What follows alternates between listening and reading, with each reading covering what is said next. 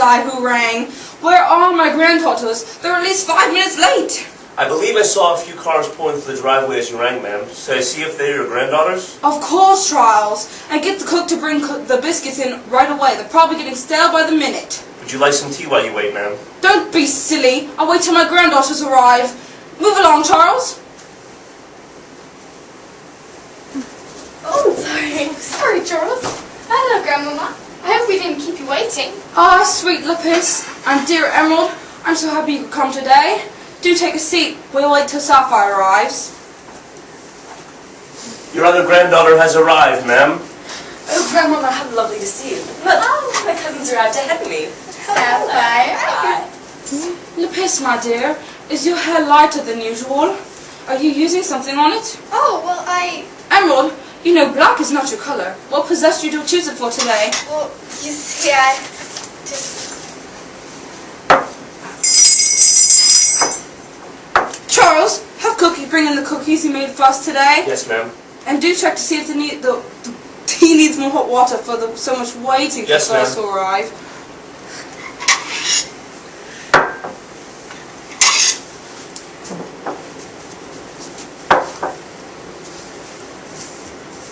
Charles, do see if Inspector Nosa has arrived yet. He knows to be punctual. Yes, ma'am. Oh, Grandma, do tell us more about this mysterious Inspector Noxa. All you said in the invitation was that there was a handsome young man whom you have befriended that you wanted us to meet. Ah, yes, what a delightful young fellow he is. He's taken the extra duty of personally checking on me every day and inspecting this estate. It does get so lonely around here with only Charles and Cook to keep me company.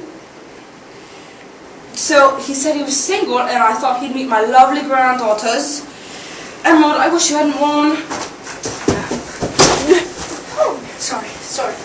Oh, Inspector Nosa, how wonderful it is for you to come today. Sapphire, dear Inspector Nosa. Charmed, I'm sure. You eclipsed the sun. My heart is beating faster. Do sit down, Inspector. Cook is bringing in the biscuits.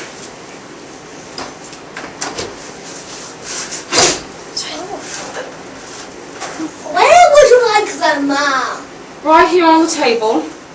And do check to see the teapot to see if it needs more hot water. Well, the name is Chives, Mom, and you can never seem to forget it. It seems just fine to me. Oh, Grandmama, when did you hire that rude man? Exactly what I was wondering. Are you sure the kitchen is even sanitary? Now, dears, here's a marvelous cook. Wait till you taste these biscuits. They're excellent. Oh, my waistline. I couldn't. I've just had a huge meal and I couldn't possibly have any more. I have a phone call I must take. Pardon me, but I just remembered I must have a word with Charles about something I believe needs to repair on the roof. I won't be a minute. Well, I guess we should pour the tea. Lapis, my dear, do pour the tea. You know which cup is mine. The heirloom china, of course. Oh, certainly, Grandmama. You've never asked me before, but I've been practicing just in case. And watch how steady I am.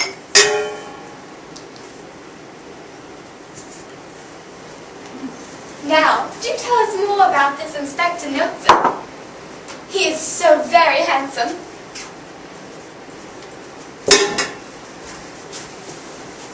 Oh, Grandmama, I know you like cream in your tea. Let me add some for you. Oh, that would be so very nice. Thank you very much, Emerald.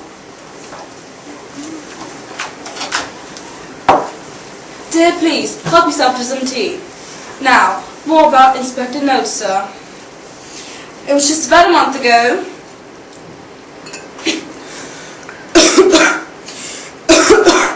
Oh my, excuse me. Grandmama, everything okay? I'm gonna go get Charles to call the doctor. So clumsy. Some days are worse than others, and I... Oh, here, you idiot. I'm not fine. It's Grandma who's collapsed. Go call the doctor. Girls, to my room to investigate. You, with the cell phone, call this number. 1-800-MORGUE. What? How could you beat that? Oh, goodness. The doctor is on his way. What happened? Oh, the inspector. Oh, ma'am, can I get you something? Oh, the inspector. He just told Sapphire to call the coroner. Surely that's the doctor. That must be the doctor. Oh, here he is. I thought you would like some more cookies. Her last word was chives. Are you alright, ma'am? I think we've had a string of tough cases, Watson. It was in the back of my mind that Mycroft might be needed to solve that Baskerville Hound case. Your brother is always willing to help in a pinch. But I think you did a capital job detecting that Stapleton fellow's likeness to the family portrait. And, in all modesty, I do believe my diaries of the daily developments of the Hall were of some assistance to you. Absolutely, my dear Watson. It is precisely for your powers of observation that I asked you to delay your return to Manchester, until you have heard the details of a tea party caper, as provided by the butler of the manor. I'm only happy to lend my assistance to you. When do you expect to meet with the butler? I expect him momentarily, and I might add that he'll be carrying a frog in his waistcoat pocket. Really, Holmes, you can't be serious about the frog. One simply cannot walk the streets of Shaler on the Allegheny with a wild creature in his pocket. It would cause a general disturbance among the citizenry, and seriously alarm the ladies if it were to croak. Precisely, Watson. That is why I believe the butler will arrive with the frog sedated. As a matter of fact, I hear the carriage now. But wait, Holmes, how do you know the butler has a pet frog? Elementary, my dear Watson. I heard it and a grandfather clock in the background when the butler called to make an appointment. In order to have a frog in the house, then it must be tame. Should one bother to tame a frog, then it would more than likely become attached to its master and insist upon accompanying him everywhere. I do believe that is the butler now. Ma, you startled me. I'm here to see a Mr. Sherlock Holmes. Do I have the pleasure of making his acquaintance? Yes, you do, but I'm afraid you had me at a disadvantage. You are the butler who called for a consultation, but you did not give me your name. I am Charles the butler, lately of Reston Manor. Do come in, Charles. My associate, Dr. Watson. Have a seat. Now, tell us, Charles, how can we be of assistance? First, let me tell you that I was very fond of old Miss Reston. Yes. I read about her untimely death last week at a tea party. But that's just it, Mr. Holmes. The butler is always blamed in cases like this. I read you were a person of interest in the investigation. The coroner's report said she had been poisoned. But I didn't do it, I tell you. Granted, she could be short with people, and at times perhaps even rude. But she relied on me to run her manor efficiently.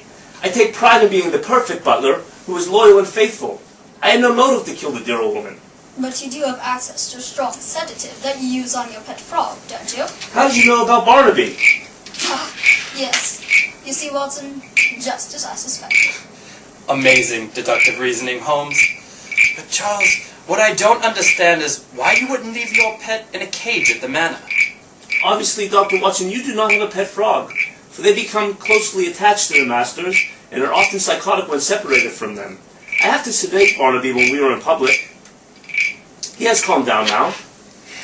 About that sedative, it is Tridone, 2 milligrams, is it not? Well, yes, it is. And you do have sufficient reserves of that sedative that you could easily insert a quantity of it at the level of overdose into your mistress's food, couldn't you? I would never do such a thing, sir. You must believe me. Oddly enough, I do. I'll arrive at the manor this afternoon to interrogate the other witnesses. Kindly assemble all persons who entered the dining room during the fateful tea party. I'll arrive at 3 o'clock to inspect the room. Have the party assemble at 3:15. Of course, of course. Thank you, Mr. Holmes, for your confidence in me and for your willingness to look into the case. You have a fine reputation for solving difficult cases, and I'm sure you'll identify the identity of the heartless murderer. Until 3 o'clock, then, goodbye. Yes, goodbye. Dr. Watson and I will be there at the appointed time. Charles, as a man of science, might I suggest you'll find a milder strength of sedative is more than sufficient for calming Barnaby.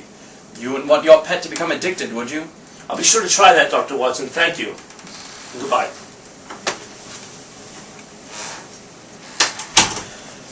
I am at a loss as to how you concluded the butler is innocent.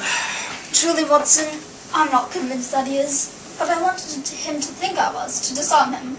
I need to study him closely in his own environment, and also focus on the witnesses as they present themselves. Clearly, this is a singular case. I'll need to rest my mind after lunch, so that it is able to absorb every one of the minutiae of each suggestive detail. You can be of assistance to me by researching the family genealogy at the library, and meeting me with your findings at the manor at 3 o'clock. Of course, I'm delighted to be of service. I will have every branch of the family researched by then, but I must start off now. Really, Holmes, I fail to see how knowledge of this genealogy can be useful information in a case like this. My dear Watson, I'm not at liberty to share my suspicions yet, but if I'm correct, your research, along with the interrogation of the witnesses, will lead to the exposure of the villain by supper time. I sure hope so. I'll be quite hungry if I miss dinner at noon with you. Goodbye. Until then, goodbye.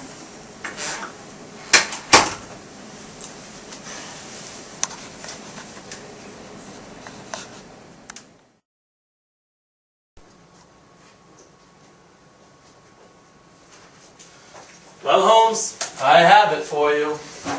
Let's open it up on the table. Now, what do you see that might be suggestive? Nothing really. I researched the Reston family back 8 generations, but it's just a series of Restons. Restons.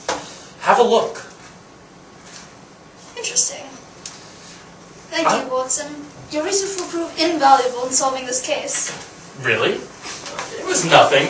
Just a few close hours of reading at the library. Suggestive. Much suggestive. Please, identify yourself and state the nature of your business. I'm Robert the roofer. I'm here to inspect for any leaks from the missing slate on the roof. Charles the butler didn't tell me that anyone would be here before 3:15. But don't worry, I'll be out of here in a jiffy. This is outrageous. But perhaps you do not realize you're interrupting the famous detective Sherlock Holmes. Say what? Mr. Sherlock Holmes? The missus will be so surprised that I shook the hand of Mr. Sherlock Holmes. Calm yourself, sir. This is Mr. Sherlock Holmes. I am Dr. Watson, his invaluable associate. Who? Oh, I'm such a bloke, Mr. Holmes. Of course you're the real Sherlock Holmes. I'm so pleased to meet you. Let us consider our introductions complete. I was on the cusp of solving a curiously complex case when you intruded upon my concentration. At this juncture, it becomes imperative that I have the necessary privacy to draw a succinct conclusion. Please remove your presence immediately. Sure. I'm so sorry. The missus will never forgive me if I cause another case to end at Reichbeck Falls. Please be seated. Oh, I don't know why we had to return to Grandmama's. This is ghoulish. Oh, here comes the inspector. You, Inspector, do sit beside the maid. Oh, no, not cook. I'm not sitting beside him. Only across from him. May I introduce the famous Sherlock Holmes and his associate, Dr. Watson? I apologize for hastily gathering you here to this meeting, but I find it necessary to reconstruct the scene with all the witnesses present. Charles, are you not feeling well? Actually, I am not well. I took Dr. Watson's suggestion and I lowered the dosage of sedative for Barnaby so he could be with us this afternoon. When I was returning my syringe to the cupboard, he must have jumped off the table, and I cannot find him anywhere. Who exactly is this Barnaby whom you are pumping with drugs? I can answer for him, since I may be responsible for Barnaby's disappearance. The butler has a tame frog, from which he is inseparable. I am so sorry I did not caution you at the need for close observation of the patient when the medication is adjusted. I apologize for any separation anxiety you may be experiencing. Did I just hear there's a partially sedated frog loose in the manor? That's exactly what I heard. But it will be our hors d'oeuvre this evening if it comes near me. Oh, Inspector, everyone's batty around here. Charles, it is not necessary for you to remain here. Please do take whatever time you need to search for Barnaby. It is likely we'll be here for some time, so do return after you've located him. I have a particular loathing for frogs, so kindly refrain from bringing it back with you. Thank you, Mr. Holmes. I shouldn't be gone long. Barnaby! Where are you, Barnaby? Now, let's begin with you, young lady. Now, Sapphire, why do you suspect that your grandmother invited all her granddaughters to tea? Well, I can't say this for any other reason than introduce us to the inspector. She's done this in the past when she believes there's an eligible bachelor that possesses all the necessary qualities as potential spouse material for us. And might I add that this attempt to marry us off will fail, just like all the others. Your cousins might not agree. They'd have to be stupid not to see how clumsy and inept the inspector is. It's almost as if he purposely mixed up the plates so the constables could not determine on whose plate the poisoned cookie was. But we all know Grandmama ate it. He poisoned Grandmama, and she knew it. Her last word was chives. I presume that you are Chives, the cook. Have you something to say about the accusation? It's bloody ridiculous! I have been making your grandma's favorite cookies for over a year, and if I had felt the need to poison her for any circumstance, I could have done it long before, and I do not need the special circumstances of a tea party.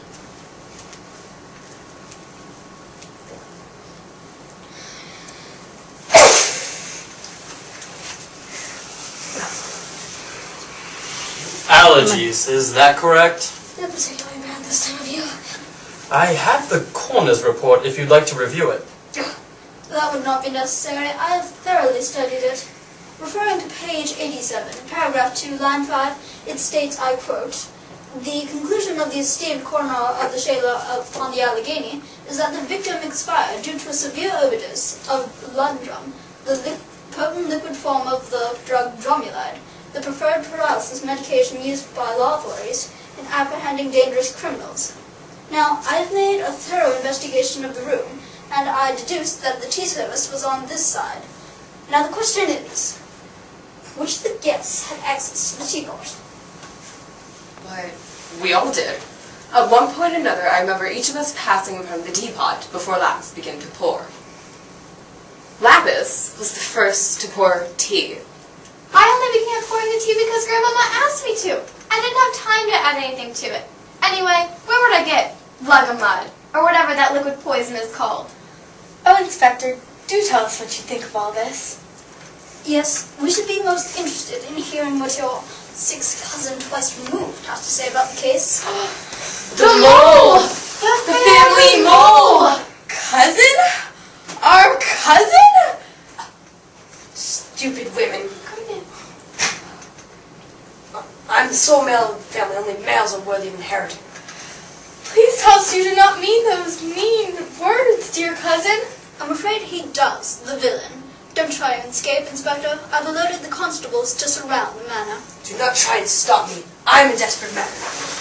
What's happening? Barnaby, answer me, Barnaby. Curses!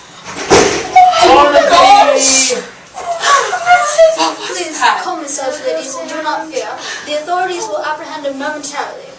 You're under arrest! Stay where you are. What did he slip on? Uh-oh. Bet that was Barnaby. Please sit down, ladies. You've had quite a scare. Poor Barnaby. He was such a good and loyal pet. I'm sure he was. What is generally not known is that the Chancellor of Exchequer often distinguishes an award for a heroic act performed by a member of the animal kingdom. Once the Chancellor hears of the heroisms of Barnaby, I am confident a plaque will be issued in time for the viewing. Have the arrangements been finalized? Not yet. I am thinking I will ask the inspector to be required to attend, so he is forced to face his victim. If only we had known the murderer's identity at the viewing for Miss Reston. I would never forgive him for posing as a grieving friend. The inspector, the imposter. If you can arrange it, Holmes and I will follow him closely. If I may change the subject for a moment, I think we are all amazed at the ability of Mr. Sherlock Holmes to see through the ruses and subterfuge of the Inspector Not-So. Pray tell, Holmes, how did you solve the case? Well, I have to admit, I could not have managed it without your copious notes on the family genealogy, Watson. I did do a thorough job at the investigation. Back 8 generations, might I add. I suspected that the granddaughters lacked sufficient motive. The estate would be divided into threes, leaving an unremarkable sum by which each granddaughter would benefit. Clearly, all suspicion was directed towards the inspector. It just lacked motive until... May I see the chart, Watson?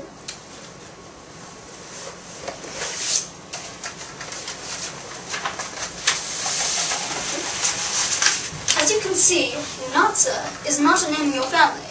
But if you read it backwards, you would find that it is your own, Reston. How clever! Oh, who would have guessed? Holmes, your powers of observation are beyond measure. But why did he change his name and hide the family mole? As the only male heir, he was relying on an obscure 1653 Shaler on the Allegheny law that states, I quote, should a family only produce female heirs, then a male heir from the extended family shall be first in line to claim the inheritance. He knew he could hasten the demise of your grandmother if he could gain her trust. What better ruse than posing as an inspector, devoted to protecting her? Oh, but if he wasn't accepted on the force, how did he have access to the drug? Well, it is true that he is not on the force. I did search through the file of applicants through the last several years and find out that last May, someone by the name of Reston was rejected on the grounds of uncoordination. But I did have liberty to inspect the interview room, and there found a cabinet containing all the paraphernalia necessary for subduing a criminal, including the drug, Lundrum, the liquid used to kill your grandmother. It is not beyond the realm of possibility that this inspector was also in attendance at the death of other elderly Restons. I have advised the constables to follow that line of investigation into his machinations against your other family members prior to the hearing. You mean he's not really an inspector? Bravo, Holmes. I can see an inspector. He was not, sir. Well said, my dear Holmes. It was the cruel ruse of a heartless brigand. Oh, this is a great deal for us to absorb right now, Mr. Holmes. We're just so grateful that you sifted through all the evidence and were able to identify the villain. One final question, though. Did Grandma suspect the cook had poisoned her? Is that why her final word was chives? Another excellent question, but one which I am not able to answer with certainty. It is possible that your grandmother suspected the cook, but more likely that she uttered something that was on her mind as she expired. In my care as a physician, I have attended the bedside of many patients close to death.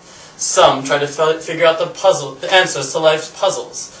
I surmise that your grandmother could not remember the cook's name, and her final utterance was her way of preserving his name in her memory. I do believe I speak for my cousins when I say categorically that we apologize for thinking you the villain, and we would like to extend our gratitude for your faithful service these past few years. Thank you. I've always had your grandma's best interests at heart. Thank you so much for those thoughts for me. Well, thank you again for all you've done for us, and some of the credit must be given to you too, for your fine attention to detail in the family genealogy. Of course, but I am only doing my job as the assistant and associate to Mr. Sherlock Holmes. We have solved many difficult cases in the past. I remember it was through my notes that we unmasked the criminal. As I recall... Thank you. I don't feel dressed without it. That sounds like a very interesting story to hear. It may be a little bit too early for some supper, but can I interest you in staying for some tea? I have a phone call I must make. Oh, I try not to eat between meals. It's just been so much to digest today. I have to go home. Alas, a delightful invitation, but we must be motoring back to Manchester. Precisely so. Lead on.